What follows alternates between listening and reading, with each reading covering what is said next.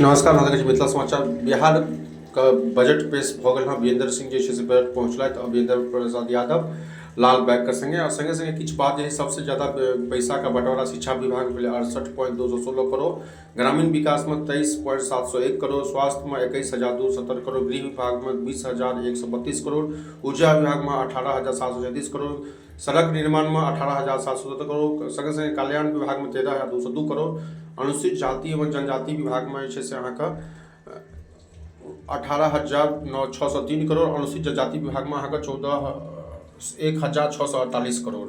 एहि बजट में सबसे बड़का ऐलान है कि शहर में पिंक टॉयलेट बनते, मेट्रो पटना के मेट्रो के स्टेशन के बात भेले हैं। संगे संगे हमसे बात करी दोगुना रोजगार के बात भेले हैं, 5 लाख महिला का परिवार का टॉयलेट दे के बात भेले, हर खेत के पानी संगे संगे पशुओं के लेल छै से अहाँके भेले हैं बनबे के बात।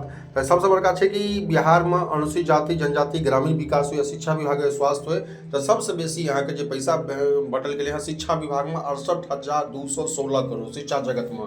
तो कहीं ना कहीं बिहार इलेक्शन के बाद ई सरकार का पहिलुक बेर छै से अहाँके 26-27 के बजट है।